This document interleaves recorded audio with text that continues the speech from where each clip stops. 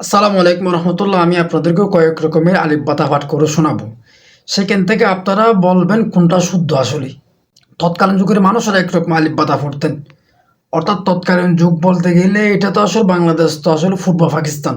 তো উর্দু এবং কি আরবি মিক্সার ছিল। সেই জন্য তৎকালীন যুগের মানুষেরা একরকম আলিফ বাতা পড়তেন। আলিফ বে তে সে জিম হে হে ফে তিন শিন আইন জ্ঞান এরকম আলিফ বাতা পড়তো আর কি। বর্তমান যারা হাফেজ সাহেব আছে ইনারা পরে একরকম, যারা খারি সাহেব আছে ইনারা পরে আরেক রকম। হাফেজ সাহেব পরে কি আলিফ বা তা সা জিম হা সবাই তো শুদ্ধ পড়ে।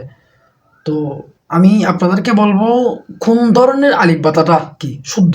আলিফ বে তে সে এটা কি শুদ্ধ নাকি আলিফ বা থা সা জিম হা খ দাল রাল র জা সিন শিন সদ ضاد ত ظ আইন غين ফা কফ খাফ লাম মিম নুন ওয়াও হা লাম আলিফ হামজা ইয়া।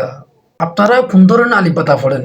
আলিফ বা তা সা ত জ আইন গাইন ফা এটা এরকম পড়েন? কোনটা শুদ্ধ বলবেন একটু। আসসালামু আলাইকুম রহমতুল্লাহ।